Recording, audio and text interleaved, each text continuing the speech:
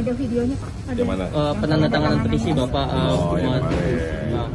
Ya, intinya bahwa masyarakat Kota Cilegon pada saat itu kan memang berkeinginan seperti itu, karena sebelumnya kan sudah ada yang namanya dari Ketua DPRD dan para wakil juga, karena itu kan satu kami memang menjalankan selaku wali kota Kota Cilegon perihal mengenai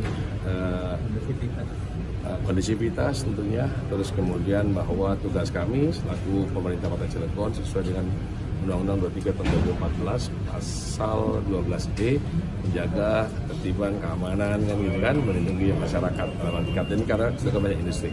Intinya itu semua dalam proses dan tidak ya memenuhi syarat beberapanya. Jadi sebenarnya Bapak keberatan ya Pak dengan informasi? Izin Pak.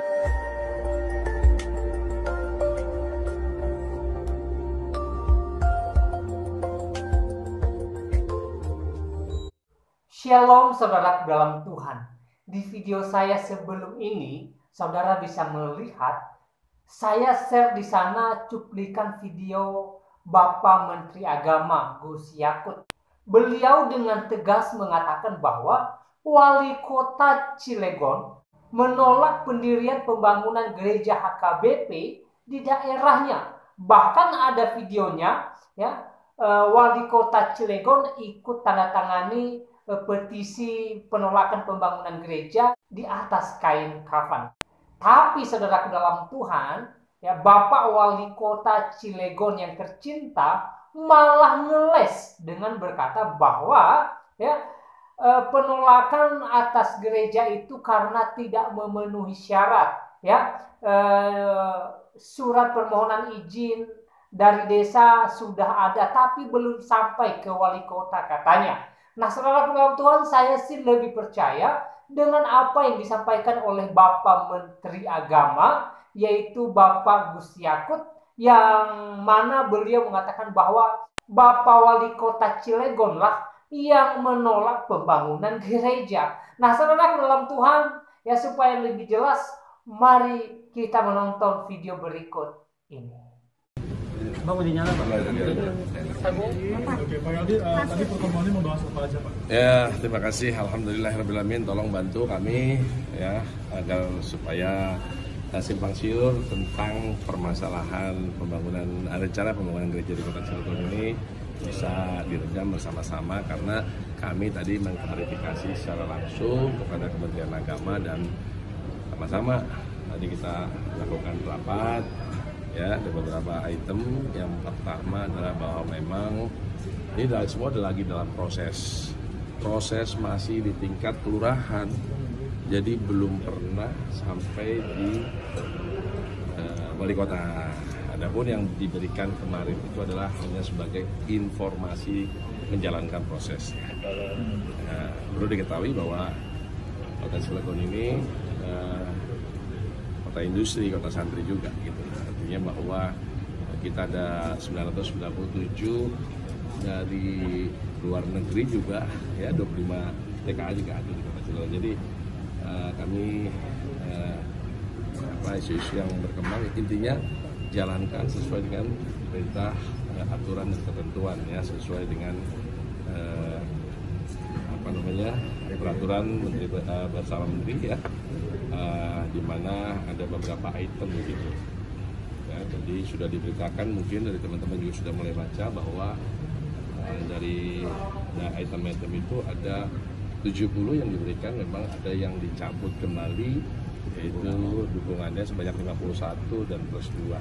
Jadi pada prinsipnya kami mohon dengan sangat bahwa ini lagi dalam proses dari pihak HKBP juga, dan mereka yang memberikan informasi tahap proses gitu ya.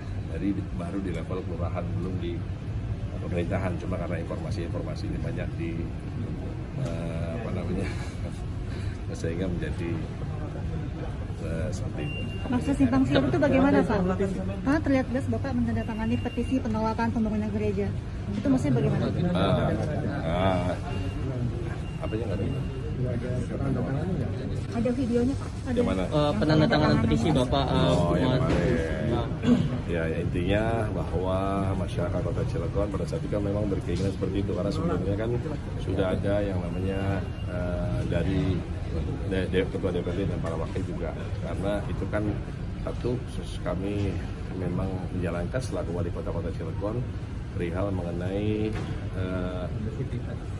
kondisivitas tentunya, terus kemudian bahwa tugas kami selaku pemerintah Kota Cilegon sesuai dengan Undang-Undang 23 tahun 2014 pasal 12D menjaga ketertiban, keamanan kan gitu kan, melindungi masyarakat ini karena sudah banyak industri.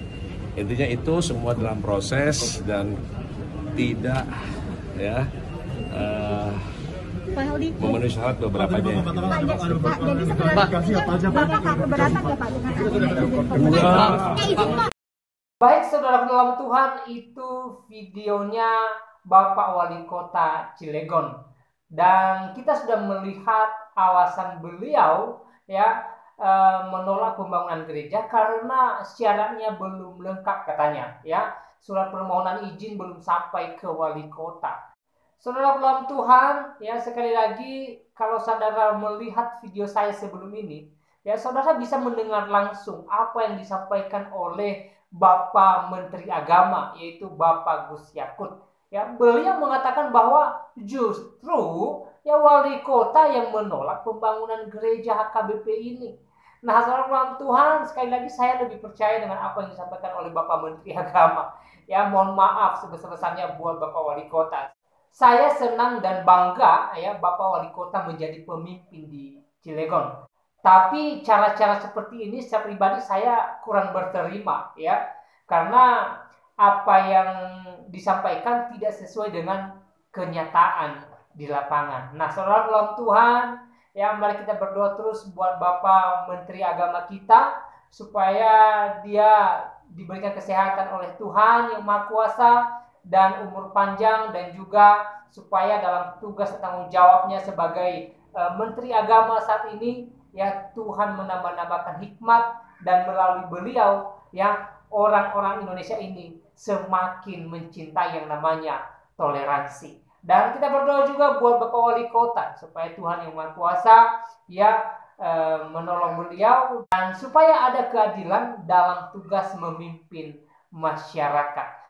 Saudara dalam Tuhan, perlu kita ingat bahwa kita ini berdasarkan Pancasila, dan kalau kita melihat sila pertama yaitu ketuhanan yang Maha Esa, bukan ketuhanan sebuah agama, bukan, tetapi ketuhanan yang Maha Esa.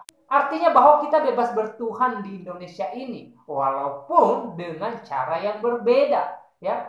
Karena sila pertama Pancasila ketuhanan yang Maha Esa, dan kita harapkan juga buat para pemimpin supaya mereka menerapkan sila kelima, yaitu keadilan sosial bagi seluruh rakyat Indonesia. Kita rindu para pemimpin di Indonesia ini, ya, mereka menerapkan sila kelima ini dalam kepemimpinan mereka supaya keadilan merata bagi seluruh rakyat Indonesia. Itu harapan kita, saudara dalam Tuhan, dan kita doakan terus supaya Tuhan senantiasa menyatakan kuasa-Nya, dan supaya gereja Tuhan yang jemaat-jemaat Tuhan rindukan saat ini ya di waktunya Tuhan bisa terbangun oleh kuasa Tuhan, karena kita percaya bahwa ketika Tuhan yang bertindak, tidak ada seorang pun yang bisa menghalangi pekerjaan Tuhan, dan kita percaya bahwa karya Tuhan pasti nyata adanya, dan kita percaya di waktunya Tuhan kita akan bisa melihat kemuliaan Tuhan senantiasa memancar di negeri tercinta kita ini.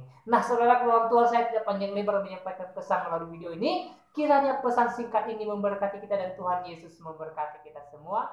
Shalom.